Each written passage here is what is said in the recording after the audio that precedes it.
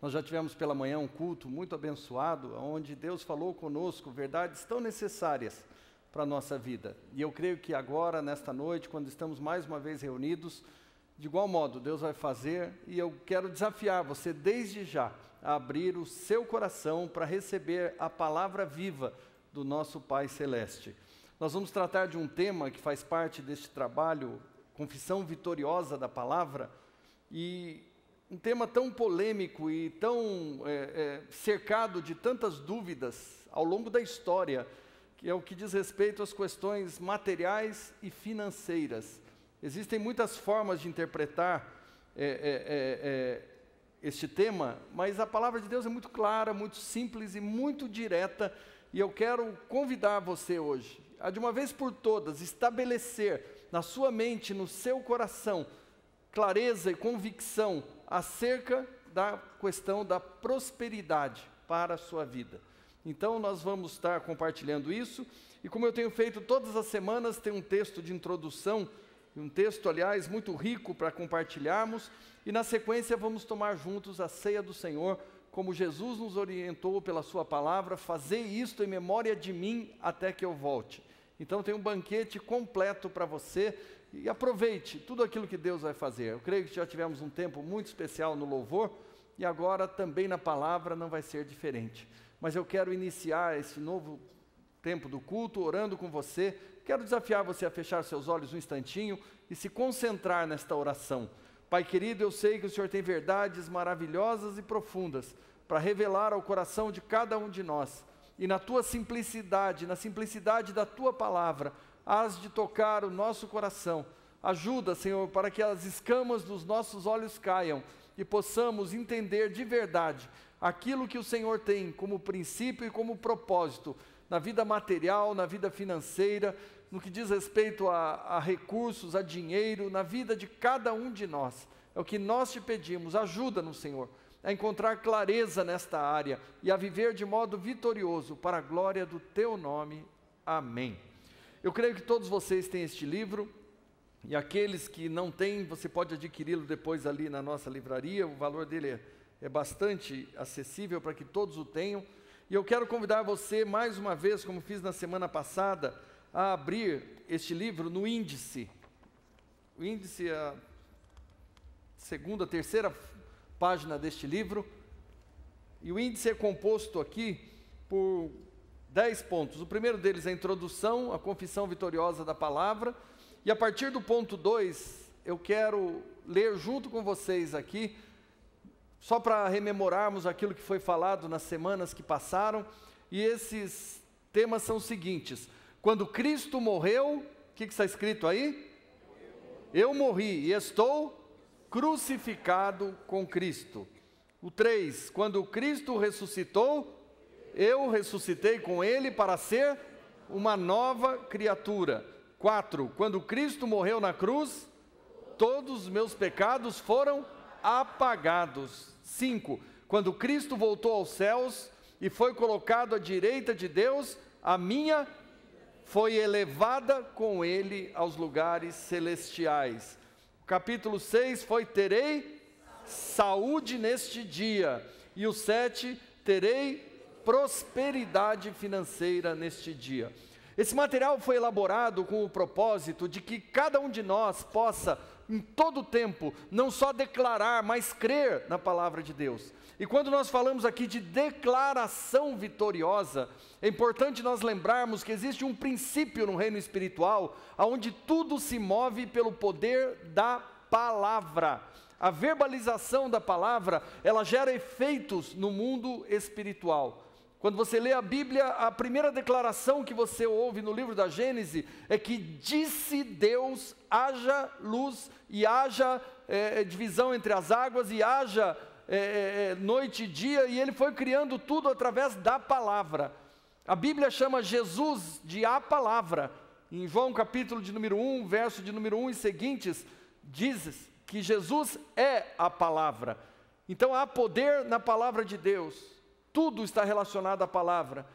Então, quando nós verbalizamos a palavra, no reino espiritual, há um mover sobrenatural. E eu quero desafiar você, como igreja de Deus que você é, a viver de um modo sobrenatural na face desta terra. Para isso Jesus nos chama, para experimentar deste sobrenatural. E esse sobrenatural tem um início, e o início do sobrenatural de Deus na nossa vida se dá através da sua palavra. E à medida que nós verbalizamos a palavra, há poder na palavra, as trevas retrocedem, efeitos se dão na nossa alma, no nosso espírito, a opressão cessa, as ministrações que vêm para atormentar a nossa mente, o nosso coração, dão lugar à paz de Deus. Então eu quero desafiar você como cristão, você que tem desejado uma vida nova, uma vida plena, uma vida abundante, a se apropriar da palavra de Deus, não do que diz o inimigo, não do que diz aqueles que querem ver a sua queda, mas a se apropriar daquilo que Deus tem para a sua vida. E o inimigo, sabendo disso, ele se utiliza de palavras negativas. E quando você ouve a palavra maldição, o que vem à sua mente? Às vezes a gente pensa em coisa ruim, não é verdade? É ou não é? Agora, o que é uma maldição? É alguém que fala mal. Você percebeu isso? A maldição está relacionada ao quê? À palavra. É uma palavra negativa proferida a seu respeito. E a maldição, ela tem efeito sobre a vida das pessoas. Se a maldição, que é uma coisa ruim, que vem de alguém mau, como inimigo, tem efeito, imagina a palavra de Deus declarada, que vem daquele que é o Todo-Poderoso, o Criador do céu e da terra, que ama você, ama a sua casa, ama a sua família, ama cada um de nós de tal maneira, ao ponto de ter dado o seu Filho Jesus para morrer na cruz por cada um de nós. Já imaginou o efeito que esta palavra tem sobre a nossa vida? Você já imaginou o efeito que esta palavra tem sobre a sua família? Você já imaginou o efeito que a palavra de Deus proclamada pode ter sobre as realidades que cercam você? É por causa disso que nós temos desenvolvido este material, confissão vitoriosa da palavra. Aquele que confessa com a boca e crê com o coração será salvo. É um princípio das Escrituras, lá de Romanos capítulo de número 10, versos 9 e 10, que se cumprem sobre a vida de cada um de nós, e eu quero que você tome posse disso hoje, em nome de Jesus. Amém?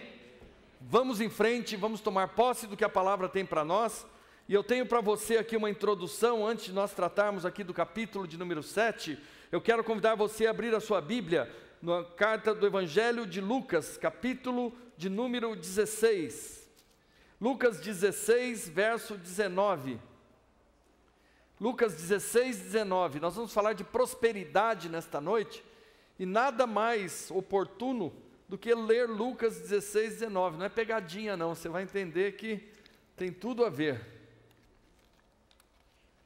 Lucas 16, 19 e seguintes é uma passagem muito conhecida por todos nós na Bíblia, que conta a história de o rico e o mendigo.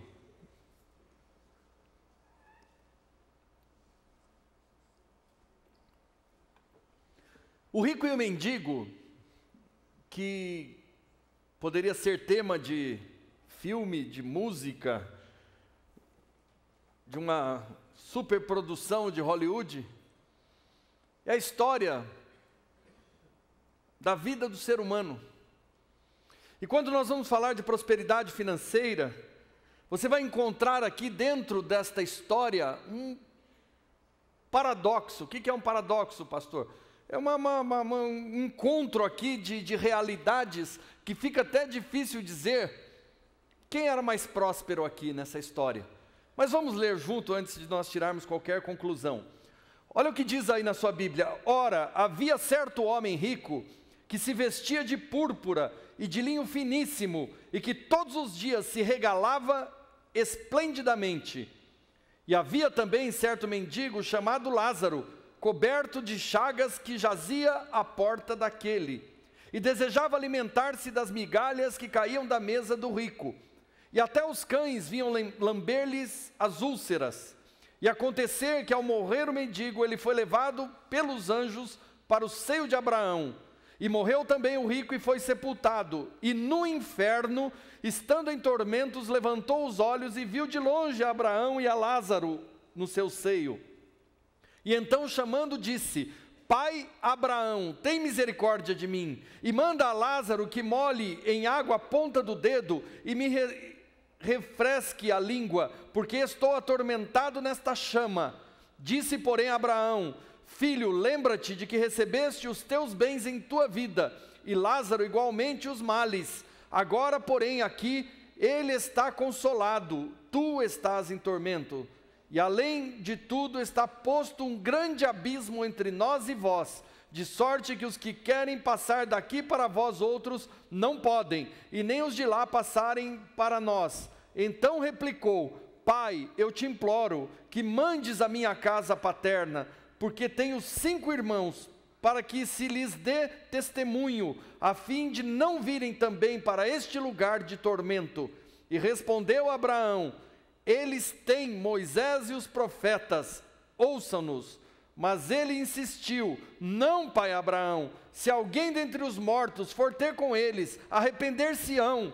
E Abraão, porém, lhe respondeu: Se não ouvem a Moisés e aos profetas, tampouco se deixarão persuadir, ainda que ressuscite alguém dentre os mortos.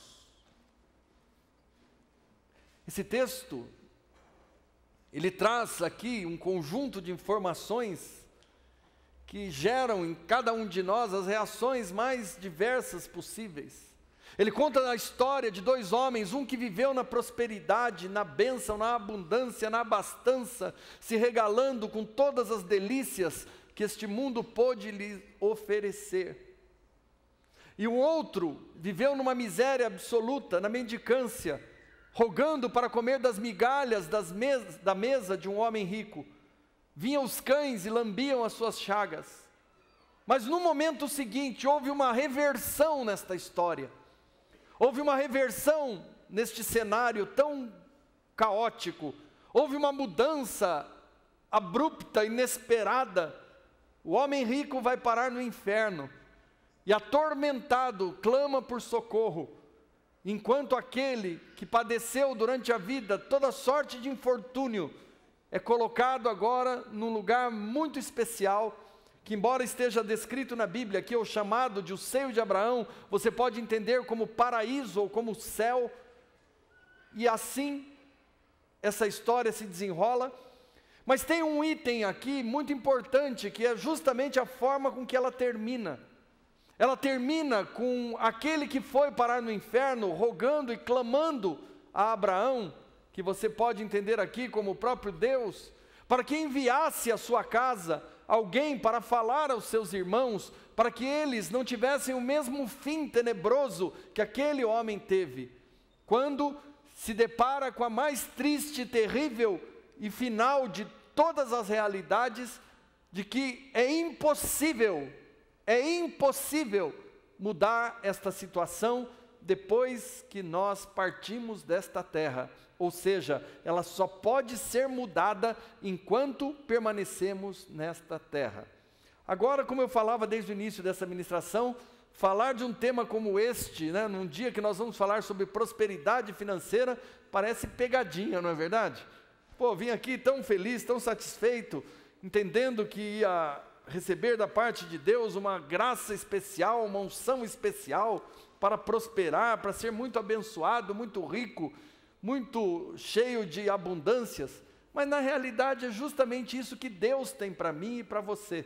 Eu quero começar a explanação deste tema desmistificando esta realidade. A prosperidade faz parte da vida dos filhos de Deus. A prosperidade não foi criada pelo diabo. A prosperidade não é para os filhos do diabo. Deus tem prazer na prosperidade dos seus filhos.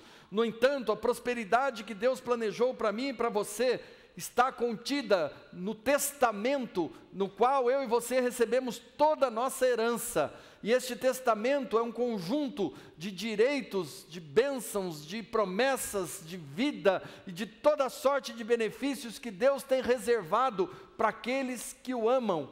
E é justamente sobre isso que este tema que lemos aqui, que conta a história do rico e do mendigo, nos contam. Porque o que levou este mendigo ao inferno é a grande questão. E hoje pela manhã fazíamos aqui uma espécie de um questionamento, né? Uma pesquisa junto ao público que aqui se encontrava, e a grande pergunta é: o que levou este rico ao inferno? O que levou este homem ao inferno? O que leva as pessoas ao inferno? E muitos poderiam responder que foi o dinheiro, e eu desde já posso afiançar-lhes que não foi o dinheiro que levou este homem ao inferno. Outros aqui pela manhã responderam que foi o amor ao dinheiro, e eu também posso responder-lhes que não foi o amor ao dinheiro que levou este homem ao inferno. O que nos leva para o inferno? O que faz da nossa vida o inferno? O que torna algo que parecia ser tão positivo, uma vida tão boa que aquele homem tinha, de repente se converte num tormento eterno? O que faz com que a nossa vida não alcance o projeto e o propósito de Deus, que é de sermos prósperos e abençoados em todas as áreas? Por quê? Porque este rico pagou um preço tão caro? E por que ele próprio, depois de ter perdido a sua chance e a sua oportunidade, ele teve a clareza de que algo havia de errado na sua vida e no estilo de vida dos seus irmãos, ao ponto dele próprio dizer: envia alguém à minha casa, envia alguém aos meus irmãos, permita que um dos mortos que aí estão ressuscite e vai ter com a minha casa. E o que fez com que Abraão aqui, representando Deus, diga: não, eu não vou fazer isso, isso não é possível. Eu creio que se nós queremos compreender o projeto e o propósito de Deus para a nossa vida, e o que Ele tem para nós no que diz respeito à prosperidade, porque a prosperidade não está relacionada simplesmente ao fato de termos ou não termos dinheiro. A prosperidade está relacionada ao fato de aproveitarmos aquilo que Deus criou de bom nesta vida e fazer daquilo que Deus criou de bom uma bênção para cada um de nós. A prosperidade não está relacionada apenas ao ter, mas ao aproveitar o que se tem, a usufruir do que se tem, e fazer daquilo que nós temos uma bênção não só para a nossa vida, mas para a vida daqueles que também estão à nossa volta.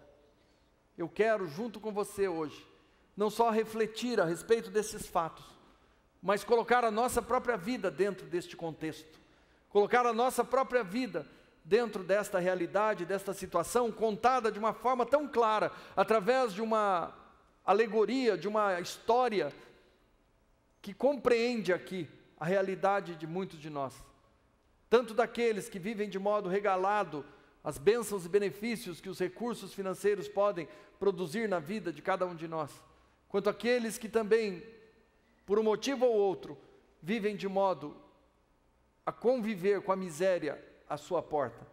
E eu quero, junto com vocês agora, começar a transformar esta dúvida criada neste texto numa experiência para o coração de cada um de nós. E eu quero convidar você a abrir a sua Bíblia comigo no Evangelho de João, capítulo de número 16 também, agora no verso de número 8. O Evangelho de João, no capítulo de número 16, fala a respeito da missão do Consolador. Quem é o Consolador? É o Espírito Santo. A missão do Consolador. E no verso de número 8 fala a respeito da missão do Consolador. Olha o que está escrito aí no verso 8. Quando Ele vier, vos convencerá o mundo do pecado, da justiça e do juízo. Eu quero só chamar a atenção para um fato muito importante aqui. Ele não fala dos pecados. Eu não sei aí na sua Bíblia, mas na minha ela está no singular. Fala do pecado. E qual é o pecado que leva a nossa vida para o inferno? Qual é o pecado que coloca a vida de cada um de nós numa situação de inferno? E quando eu coloco aqui nós, eu estou dizendo a respeito de nós mesmos, porque muitas vezes vivemos infernos em nossas vidas. É lógico que ele pode se consolidar como uma situação definitiva, depois da morte de cada um daqueles que passam por esta terra, como pode ser um momento de transição na vida de cada um de nós. Mas o que diz aqui, agora na sequência, é a grande causa, é o grande motivo pelo qual aquele rico foi parar no inferno definitivo, num lugar onde havia um abismo do qual não se pode voltar. E olha o que a palavra diz aqui no verso 9: do pecado porque não creem em mim. Então o grande pecado que levou aquele rico ao inferno, e que leva a vida de todas as pessoas que ao inferno vão, ou que no inferno vivem, é o fato de não crermos em Jesus. Eu não sei quantos aqui já passaram por situações das quais puderam dizer: eu estou vivendo no inferno. Ou quantas pessoas hoje podem sentir-se nesta situação em alguma área da sua vida. Mas na realidade, o grande pecado da humanidade, o grande pecado de todo ser humano que está vivo, respirando, que está aqui nesta noite, ou que não está aqui, que nos ouve pela internet, é o fato de não crermos em Jesus.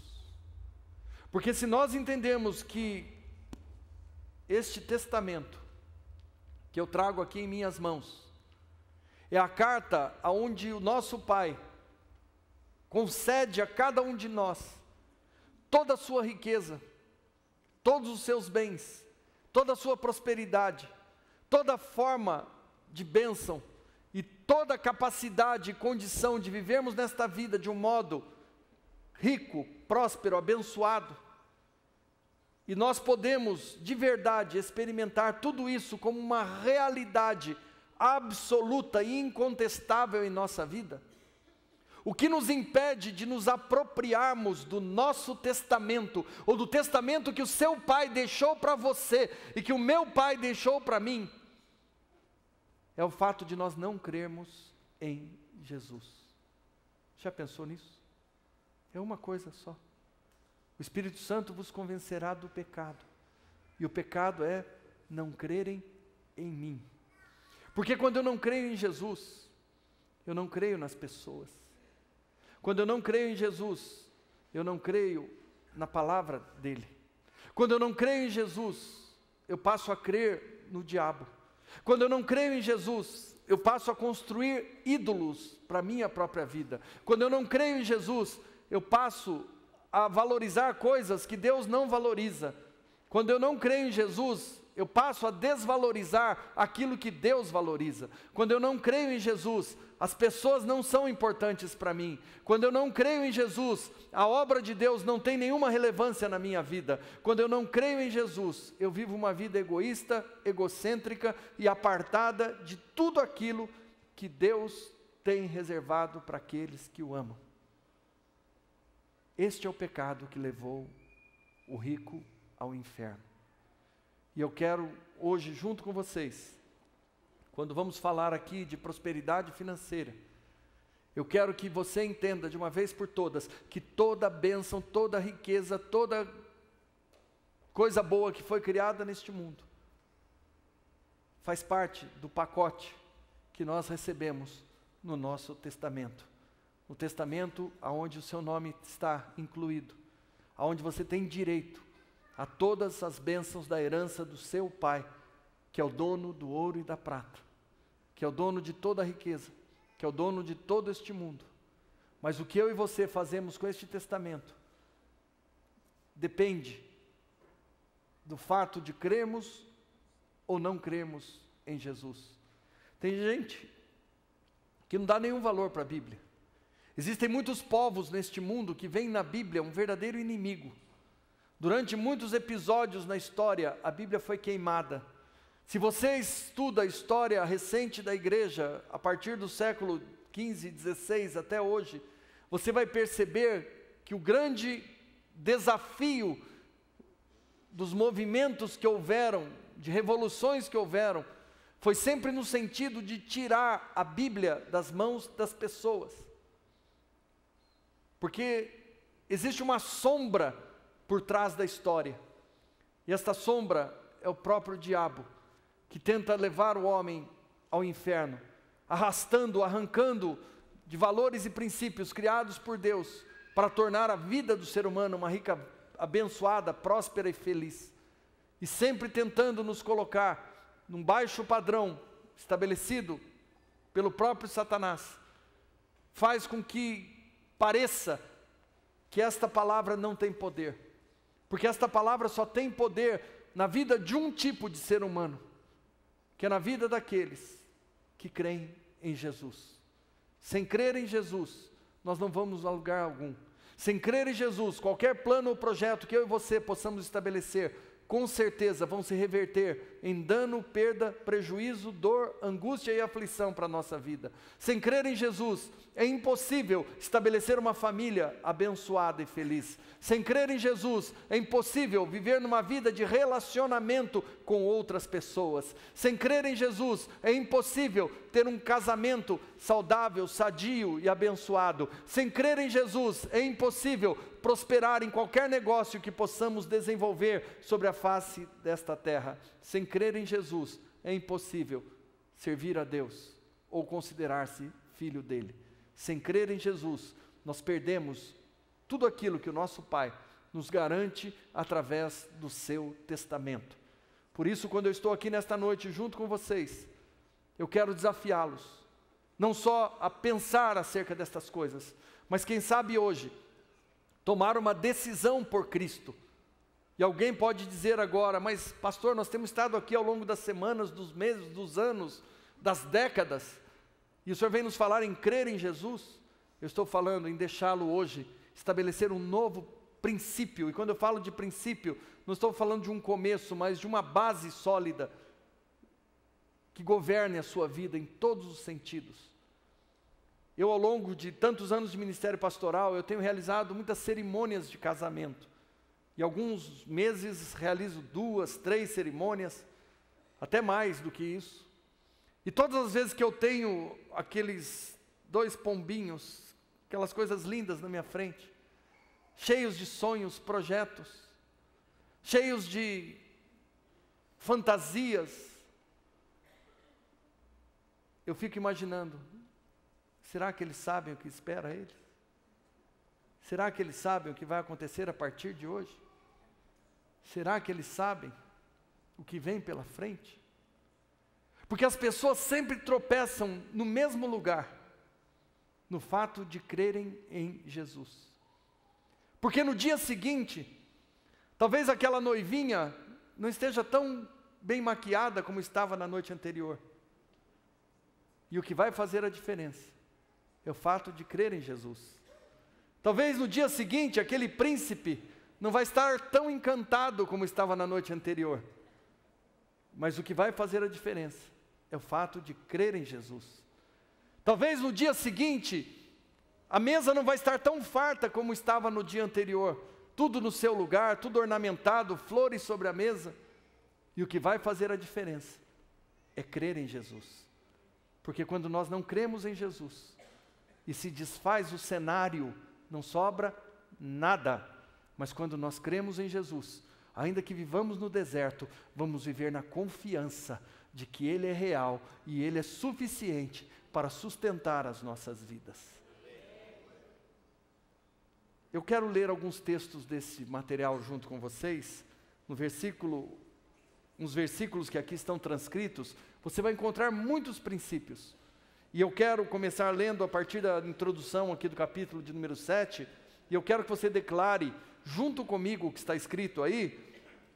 Ponto 7 diz: terei prosperidade financeira neste dia. Em primeiro lugar, eu quero pontuar junto com você que a prosperidade financeira é propósito de Deus para a sua vida. Ponto.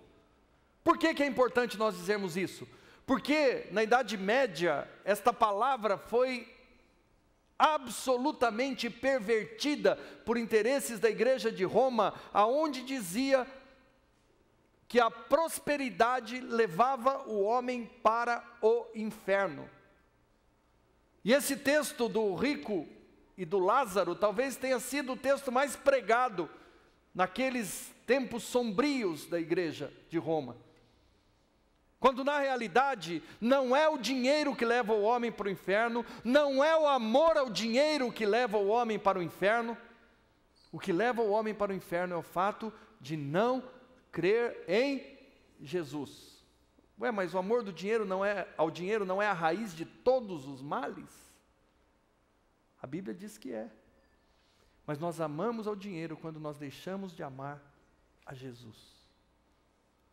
Quando nós amamos a Jesus, sabe o que diz a palavra?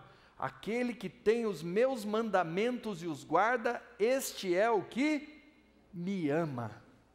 Então, quando nós amamos a Jesus, nós não só recebemos os mandamentos dele, mas os guardamos. E Jesus completa a frase dizendo: e eu também o amarei, será amado de meu Pai, e eu me manifestarei a ele. Terei prosperidade financeira neste dia. Eu quero que você todos os dias creia nisso, que você ame Jesus, e porque você ama Jesus, você terá prosperidade financeira todos os dias da sua vida. Eu quero ver hoje essas questões sendo colocadas em ordem dentro da nossa cabeça.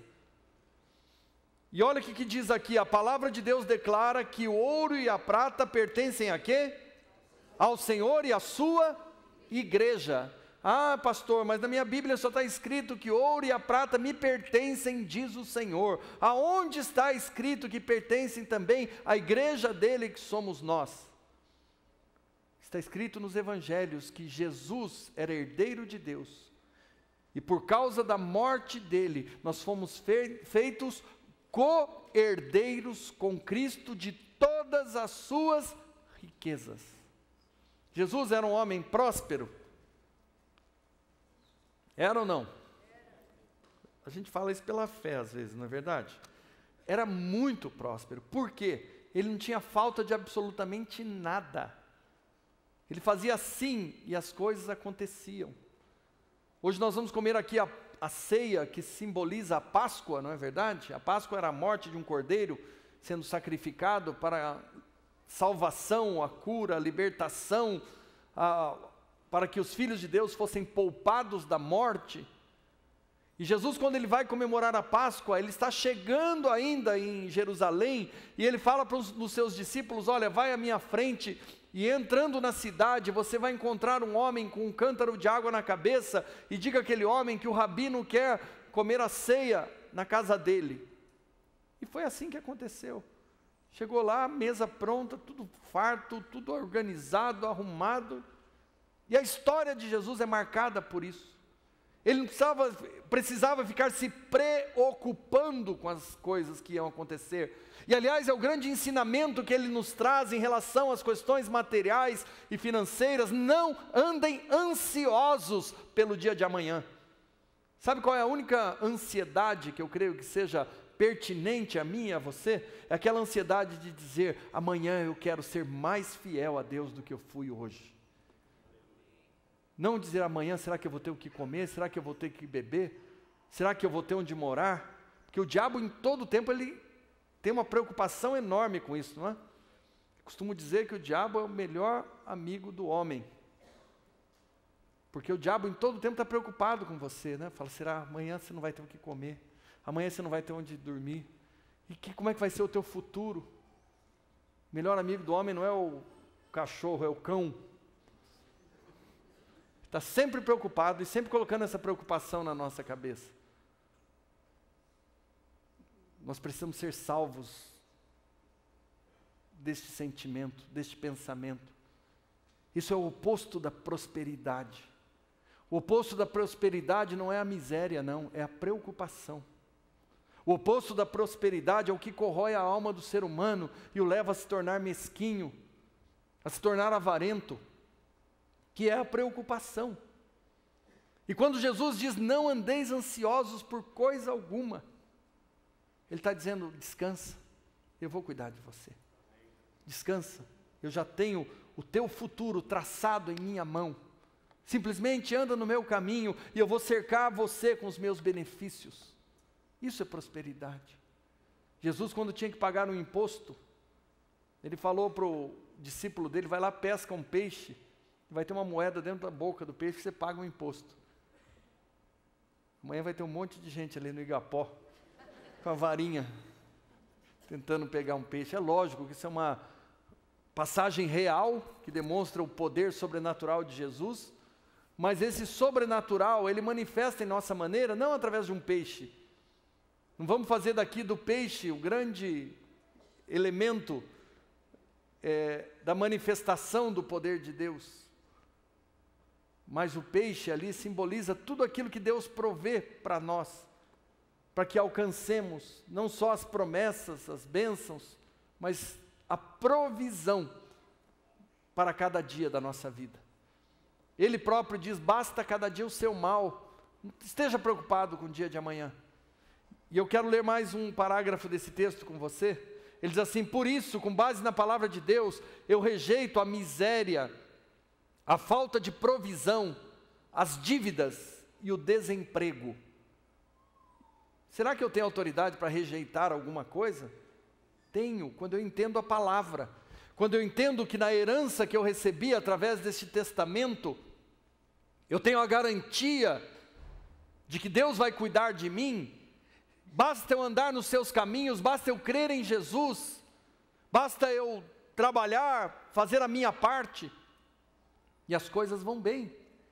Eu conheço muitas pessoas que se autodenominam cristãs e não conseguem prosperar simplesmente porque não creem em Jesus. Às vezes não para no emprego porque cada vez que é contrariado, pede a conta. Não sei se você já ouviu falar desse tipo de crente que não pode ser contrariado, mas existe. Existe gente que não pode ser contrariado. E aí não prospera na vida, por quê? Porque não creu em Jesus. Jesus suportou toda a dor, suportou toda a aflição, suportou toda a contrariedade, suportou toda a humilhação, suportou tudo. E o camarada não pode suportar nada. Você sabe quem está falando? Sou filho do rei. Você não vai me tratar assim, seu ímpio. Isso é tolice. Quando o ímpio nos trata mal, nós temos que tratá-lo bem, para ensiná-lo como é que trata as pessoas. Quando alguém, de alguma forma, nos contraria, nós temos que oferecer a outra face, para que as pessoas aprendam através do nosso procedimento, como é que se porta. E sem palavras possam ser ganhas através do nosso testemunho. Por isso muitas pessoas não prosperam, porque simplesmente desistem de crer em Jesus, quando são, de alguma forma, contrariadas na sua vontade. Então, quando nós cremos em Jesus, somos muito prósperos. Por quê? Porque a maior parte vai desistir, e aí a gente fica com o bolo. A maior parte vai embora, porque não suporta, e a gente possui a terra. Não estou falando aqui de subserviência, eu estou falando aqui de convicção de fé, de permanecer firme e não desistir, nem das pessoas, nem dos desafios, nem das lutas, nem das batalhas, nem das dificuldades, porque o Senhor está conosco, e se Ele está conosco, Ele é poderoso para transformar um deserto num manancial. E olha o que diz a palavra aqui no próximo parágrafo. Confesso que eu e a minha família e todos os filhos de Deus receberemos hoje provisão perfeita do Pai e terão uma vida material digna e abundante. Essa questão da vida material abençoada, digna e abundante, ela está relacionada ao fato, acima de todas as coisas, de valorizarmos aquilo que nós temos. Se nós não valorizamos o que nós temos, jamais teremos uma vida abundante. Em primeiro lugar, o Senhor nos ensina a valorizar, a cuidar bem daquilo que nós temos. E à medida que nós cuidamos bem daquilo que nós temos, Ele vai nos acrescentando mais coisas. Ser fiel no pouco e sobre o muito te colocarei. Aquele que tem lhe será dado, e aquele que não tem, até o pouco que tem lhe será tirado. Por quê? Isso está relacionado à fidelidade. Foi o texto que nós ministramos aqui na semana passada, a respeito da parábola dos talentos, daquele que administra bem as coisas que Deus lhe dá. Se Deus lhe deu pouco, seja fiel no pouco. Às vezes a gente vê um camarada que tem um carro velho, e deixa o carro, parece uma lata de lixo. Não sei se você já viu o carro, lata de lixo, uma marca nova de carro, que só, porque é velho não vou limpar, porque é velho não vou lavar, porque é velho deixa apodrecer. Na realidade, Deus está provando você. Se você é fiel no pouco, sobre o muito vai ser colocado. Agora, se você não cuida do que está velho, vai cuidar do que está novo. E assim é em todas as áreas da nossa vida. A infidelidade faz parte daqueles que ainda não creem em Jesus. Porque aqueles que creem em Jesus são gratos pelo pouco, fiéis no pouco, e vão, com toda certeza, ser colocados sobre o muito. Ah, minha roupa está velha, eu não vou passar. Gente que anda que parece que saiu da boca da vaca. Já viu alguém que parece que saiu da boca da vaca? Ah, a roupa é velha. Ela é velha a partir do momento que você vestiu ela, porque até a hora que recebeu era nova. Mas depois não cuida, fica velha. Parece brincadeira essas coisas, mas isso reflete um estilo de vida que não condiz com a palavra de Deus. Eu não sei se você sabe, Jesus se vestia com tecidos de linho fino. Quando ele morreu, os soldados lançaram sorte para ver quem ia ficar com a roupa dele, de tão chique que era. Por quê? Porque este é o padrão estabelecido por Deus, para a minha vida e para a sua vida. Se arrumar, ficar bonitinho, faz parte do processo de vida cristã, porque o Evangelho promove o ser humano, promove o homem. Tanto é que a palavra de Deus diz que o coração alegre faz o quê? Com o rosto aformoseia, deixa mais bonito. Deus quer que você seja mais bonito. Você pode dizer isso para a pessoa que está ao teu lado? Fala, você já é bonito, mas Deus quer que você seja mais.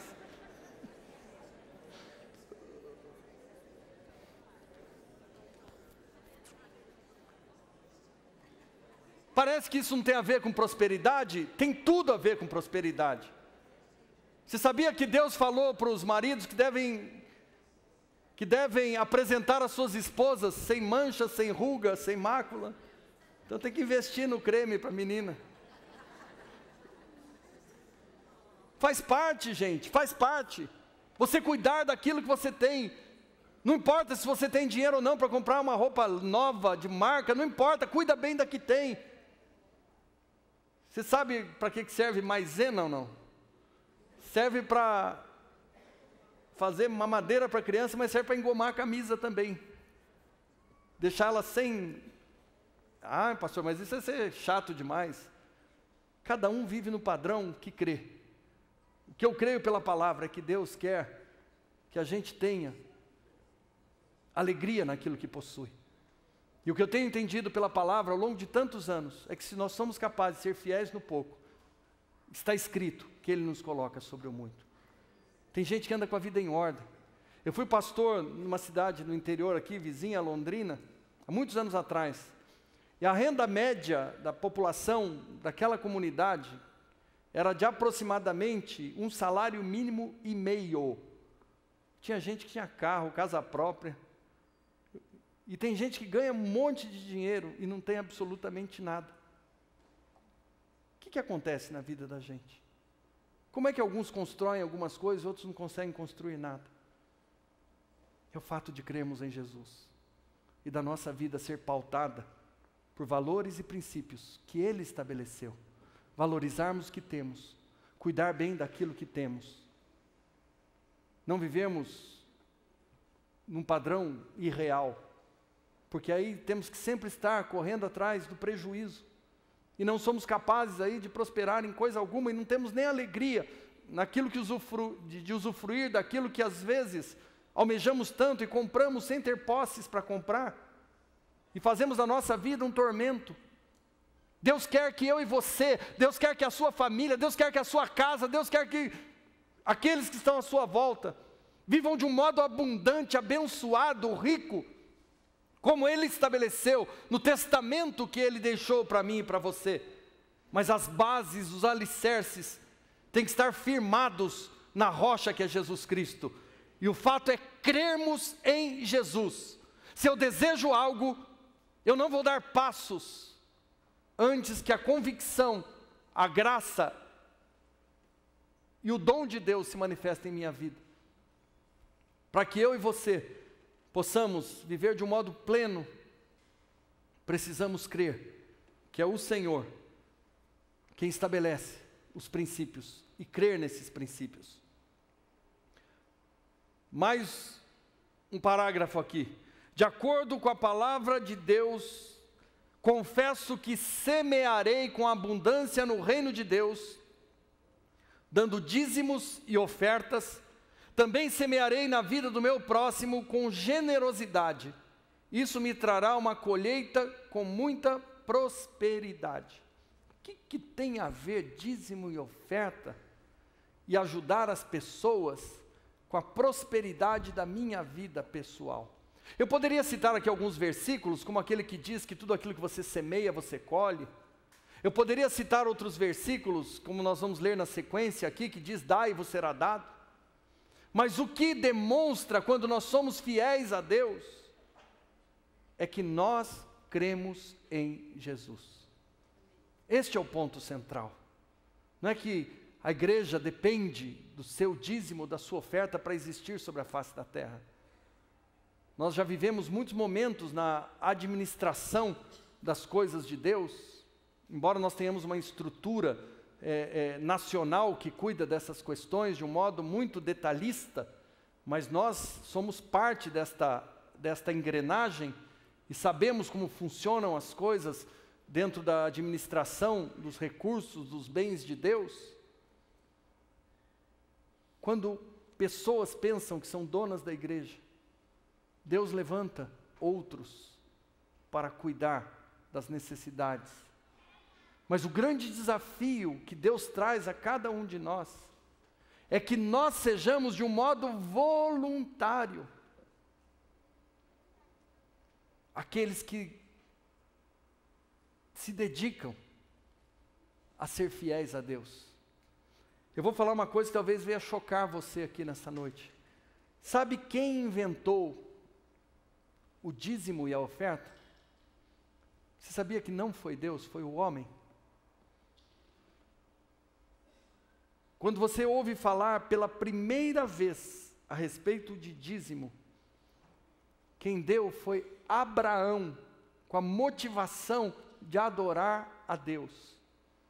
Só anos e anos depois foi estabelecido como lei por Moisés. Mas até então, era uma demonstração voluntária de um homem que adorou a Deus. Por isso Abraão foi chamado o pai da fé. E o fato de nós sermos fiéis a Deus, nos dízimos, nas ofertas, no cuidado com os nossos irmãos, especialmente os mais necessitados, ele está vinculado não ao fato de nós obedecermos uma lei, mas ao fato de nós crermos em Jesus. E o pecado que leva o homem para o inferno e faz da vida do homem um inferno, é o pecado de não crer em Jesus. E à medida que cremos em Jesus, à medida que cremos em Jesus, à medida que cremos em Jesus, nos tornamos fiéis. E por que nós prosperamos daí? Eu vou fazer uma pergunta para você, e vou dar mais ou menos umas 24 horas para você pensar, depois você me responde, mas se quiser responder agora, se conseguir, pode responder agora. Imagina que você tem dois servos, um que é fiel e um que é infiel, e você quer colocar os recursos nas mãos de alguém. Você vai colocar nas mãos de quem é fiel ou de quem é infiel? Tem uma meia dúzia que colocaria na mão de quem é fiel. E sabe que Deus concorda com essa meia dúzia? Deus coloca recursos nas mãos de quem é fiel. Por isso que aqueles que são fiéis prosperam. E aqueles que são infiéis entesouram para a sua própria perdição. Não existe gente meio fiel, sabia disso? Fulano é fiel? É meio fiel. Você confia em alguém que é meio fiel ou não? Tem 3 pessoas que não. E Deus também não confia. Deus confia em gente fiel. Por isso ele diz: quem é fiel no pouco, sobre o muito será colocado. E quem é infiel no pouco, até o pouco que tem lhe será tirado. Então a questão da prosperidade vinculada a dízimos e ofertas não é uma troca. Ó, Deus, eu estou dando, hein? Aliás, vou dar o cheque predatado, se o senhor me der antes, aí o senhor desconta, senão fica assim mesmo. Isso não existe, isso é tolice do coração perverso, mesquinho do ser humano. Com Deus a coisa é diferente. Deus só quer saber uma coisa. Aquela pergunta que Jesus fez para Pedro: Pedro, tu me amas? Você me ama? Se você me ama, faz o que eu digo para você. Então, aquele que me ama é aquele que tem os meus mandamentos e os guarda, diz o Senhor. Será amado do meu Pai, e eu também o amarei e me manifestarei a Ele. O que muitos lares precisam para prosperar, sabe o que é? Não é de um segundo, de um terceiro emprego. O que um lar precisa para prosperar é crer em Jesus. Se você crê em Jesus, a prosperidade faz parte da sua vida. Se você crê em Jesus, a prosperidade faz parte do testamento que você recebeu do seu pai. Quando Jesus morreu, você se tornou co-herdeiro com ele. E quando ele ressuscitou, ele vem agora viver em você. Sabe para quê? Para ajudar você a administrar essa herança. Para me ajudar a administrar esta herança. E agora vamos entrar aqui nos versículos, já vamos com isso, concluindo esta mensagem. Olha o que está escrito em Ageu 2, 7 a 9, diz assim: farei tremer todas as nações, que trarão para cá os seus tesouros, e encherei este templo de glória, diz o Senhor dos Exércitos. Tanto a prata quanto o ouro me pertencem, declara o Senhor dos Exércitos. A glória deste novo templo será maior do que a do antigo, diz o Senhor dos Exércitos.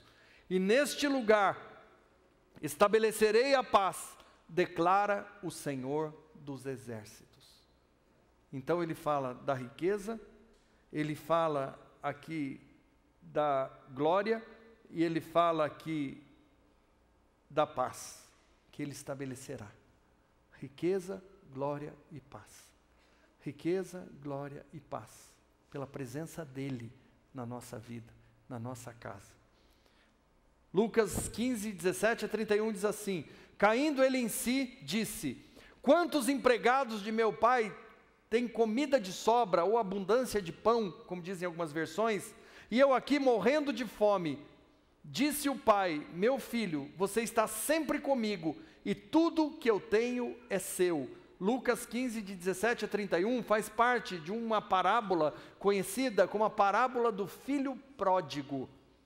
Quando o filho gasta o dinheiro que o pai lhe dá na sua herança, da maneira que acha que é devida, nos seus prazeres, fazendo o que deseja o seu coração, atentando somente para aquilo que lhe era agradável, desprezando todo o conselho do pai, toda a palavra do pai, ele cai na desgraça da miséria.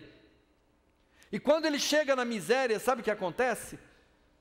Ele pensa, fala: os trabalhadores do meu pai têm abundância de pão, e eu aqui passando necessidade.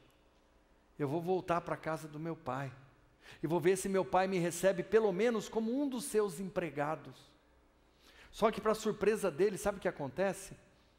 Quando ele tinha desperdiçado tudo que possuiu, ele volta para a casa do pai para pedir emprego para o pai. Mas o pai o recebe, sabe como? Como filho. E fala para o filho: tudo que eu tenho é teu. Tudo que eu tenho é teu. É assim que o pai quer fazer comigo e com você a cada dia. Ele quer que nós experimentemos esta realidade. Mas sabe quem experimenta esta realidade? Só um tipo de ser humano: aquele que crê em Jesus. Só quem crê em Jesus pode viver nesta vida de abundância. E se você estava muito triste com a situação que você tem vivido, eu quero desafiar você a partir de hoje, a começar a crer em Jesus, a declarar a palavra, a ser fiel no pouco, a dar valor ao que você tem, a agradecer ao Pai por aquilo que Ele tem te dado. E você vai ver uma revolução começar em sua vida. Cuida bem das coisas que Deus te deu. Cuida bem daquilo que Ele tem dado a você. Às vezes tem gente que se queixa de não possuir um carro, tem que andar de ônibus. Nós temos a história de irmãos que não tinham dinheiro para pegar o ônibus e tinham que ir trabalhar a pé e voltar a pé. Durante muito tempo, nós ajudamos muitas pessoas que não tinham recurso nem para vir a um culto. E eu conheci um moço que até se tornou muito amigo e hoje foi embora, está morando no interior de São Paulo. Ele morava lá na região norte da cidade e nós o ajudávamos a vir, ele e uma filhinha que ele tinha, a virem ao culto, porque não tinham dinheiro nem para andar de ônibus. E às vezes as pessoas têm o dinheiro para o ônibus, estão reclamando que estão andando de ônibus. Mas e quem está a pé? Ou pessoas que estão a pé e pelo menos têm um calçado no pé. Porque chegamos ao ponto também de ajudar pessoas que não tinham recurso nem para colocar o calçado no pé. E por que eu estou contando essas histórias tristes? Para fazer você chorar hoje aqui? Não. Para saber que sempre tem alguém numa situação inferior a nós. Tem alguém sempre carecendo mais do que nós. E não importa o pouco que tenhamos, se nós temos um coração generoso e agradecido, Deus vai nos promover. E nós sempre podemos dividir com alguém aquilo que nós temos, por menos que pareça ser.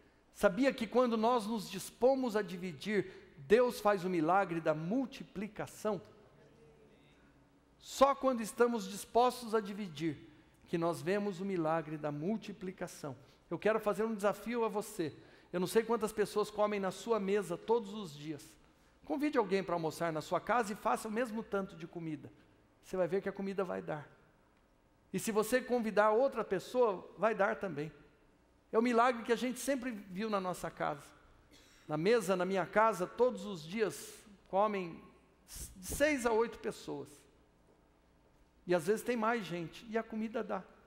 E sempre sobra. Por quê? Não sei. Eu sei que Deus é fiel à palavra dEle. E Ele multiplica aquilo que nós temos, quando nós nos dispomos a dividir. Faça isso. Quando a gente às vezes desafia as pessoas a olharem dentro do seu guarda-roupa, e tirarem ali algumas roupinhas, e compartilharem com pessoas, você vai ver que Deus vai multiplicar. Não vai te fazer falta o que estava lá. Isso é prosperidade, gente. Prosperidade é ter para você e ter para dividir. E prosperidade não é uma situação, não é um saldo de uma conta bancária. Prosperidade é um estilo de vida. É gente que é fiel e é capaz de provocar milagres em Deus. Eu conheço muita gente assim que está aqui agora, nessa noite. Irmãos que ao longo dos anos têm sido para nós exemplos de testemunhos vivos de prosperidade. E pela graça e misericórdia de Deus, nós temos visto na vida de todos aqueles que assim procedem, que jamais falta-lhes bem algum. Porque quando falta, Deus no momento seguinte realiza um milagre e vem a provisão. Eu quero ler com você aqui o texto, o último box aqui da página 19, diz assim: então Jesus lhes perguntou: quando eu vos enviei sem bolsa, sem saco de viagem ou sandálias, faltou-lhes alguma coisa? E olha o que seus discípulos responderam aqui. Nada, responderam eles. Quando Jesus envia os seus discípulos, eles dizem: vocês vão, mas não vão levar nada. Não vão levar marmita, não vão levar dinheiro, não vão levar bolsa, não vão levar nada. Vocês saem e vão pregar o evangelho. E vocês vão ver as pessoas cuidarem de vocês. E daí quando eles voltam maravilhados com os milagres que Deus tinha feito através da vida deles, Jesus lhes perguntou: porventura lhes faltou alguma coisa? E eles responderam: nada, nada nos faltou e nada vai faltar a você. Sabe por quê? Salmo de número 23, se o Senhor é seu pastor, nada te faltará, em nome de Jesus. Eu quero ler com você aqui na página 20 agora. Será inútil levantar cedo e dormir tarde, trabalhando arduamente por alimento, se o Senhor não abençoa, você não vai prosperar. Ele diz assim: o Senhor concede o sono àqueles que o amam, a quem ama. Na realidade, a tradução melhor é aquela da sua Bíblia, que está escrito: aos seus filhos Ele dá enquanto dormem. Ele faz prosperar enquanto dormem. Não é que você vai ficar em casa dormindo, não. Você vai trabalhar e vai trabalhar muito. Como nós todos trabalhamos muito. E trabalhamos para valer. Mas sabendo que a prosperidade vem do Senhor. Teve épocas da minha vida particular que eu trabalhei muito e não colhi nada. Teve épocas que eu nem trabalhei tanto e colhi muito. Por 2 motivos. Primeiro, pela semeadura que havia lá atrás. Segundo, que no momento certo Deus fez prosperar o trabalho das minhas mãos. E tem sido assim ao longo da nossa vida, em todas as áreas. E eu quero que você tome posse de um Deus que ama você e é capaz de prosperar a sua vida, porque você simplesmente crê nele. E eu quero, concluindo com você, Salmo 112:3 diz: grande riqueza há em sua casa, e a sua justiça dura para quanto? Para sempre. Malaquias 3:10, tragam o dízimo ao depósito do templo, para que haja alimento em minha casa. Ponham-me à prova, diz o Senhor, e vejam se não vou abrir as comportas dos céus, e derramar sobre vocês tantas bênçãos, que nem terão onde guardá-las. Sabe o que eu tenho descoberto? Quando nós somos fiéis a Deus, nas questões relacionadas à obra dEle, e aqui estou me referindo a dízimos e ofertas mesmo, nós não só adquirimos a provisão e o milagre de Deus, mas nós acumulamos recursos no céu. Eu já tive a experiência de tratar com pessoas que foram durante muito tempo fiéis a Deus nos dízimos e ofertas, e por causa de escolhas equivocadas na sua vida, perderam tudo que tinham. Mesmo depois de perderem tudo que tinha, não tinham perdido o que estava depositado no céu. E Deus, de uma forma sobrenatural, cuidou destas pessoas em momentos como estes. Eu quero dizer para você, isso é real. Isso é real. Às vezes nós criticamos pessoas que têm uma reputação ruim no que diz respeito à gestão de recursos, que porventura se apropriaram de coisas que não lhe pertenciam. Isso é tão comum, né? Vermos no jornal, na televisão, todos os dias. Se você ler os versículos que antecedem estes versículos que eu li aqui em Malaquias capítulo número 3, a partir do verso 6, ele diz assim: vocês me roubam e me perguntam: em que te roubamos? Ele diz assim: vocês me roubam quando vocês deixam de ser fiéis à entrega dos dízimos e das ofertas. Antes de Deus trazer a promessa, antes de Deus demonstrar a sua bênção e a sua disposição na Bíblia, tem uma repreensão. E eu não estou dizendo isso para que ninguém se sinta ofendido, mas para que nós possamos entender a seriedade com que Deus trata estas coisas. Às vezes apontamos com muita facilidade erros nas vidas de outras pessoas, mas não somos capazes de entender que repetimos as mesmas coisas quando tratamos com leviandade os princípios estabelecidos por Deus. E eu quero terminar aqui em Lucas 6:38, dizendo assim: deem e lhes será dado, uma boa medida, calcada, sacudida e transbordante será dada a vocês, pois a medida que vocês usarem, também será usada para medir vocês. Nós temos da parte de Deus a garantia de que quando nós amamos a Jesus, cremos em Jesus, e somos capazes de nos tornar fiéis a Ele em tudo, a prosperidade será uma marca em nossa vida. A prosperidade fará parte da existência de cada um de nós durante o tempo que permanecemos nesta terra e por toda a eternidade. O pecado do rico que foi parar no inferno simplesmente se restringia ao fato de não crer em Jesus. E eu quero desafiar você a partir de hoje a crer em Jesus em todas as áreas da sua vida e a viver uma vida de paz e prosperidade que duram de agora até a eternidade, em nome do Senhor Jesus. Amém? Eu oro para que o Espírito Santo continue falando ao seu coração. Essa mensagem não termina aqui, nesta hora, neste lugar. Esta mensagem continua a ser ministrada, ainda quando você volta para sua casa, porque o Espírito Santo vos convencerá. O Espírito Santo vos convencerá, disse Jesus. E eu quero agora, junto com você, consagrar ao Senhor dízimos e ofertas que fazem parte do culto a Deus. Um dos princípios mais poderosos que existem para garantir a nossa prosperidade, não só nesta vida, mas para nos levar a juntar tesouros no céu. Tornarmos-nos obedientes à palavra, não parcialmente, mas integralmente. Porque ninguém é fiel pela metade. Ou somos fiéis, ou somos infiéis. E eu espero em nome de Jesus que todos nós, possamos crer em Jesus ao ponto de nos tornarmos fiéis em tudo, para o louvor da glória dele.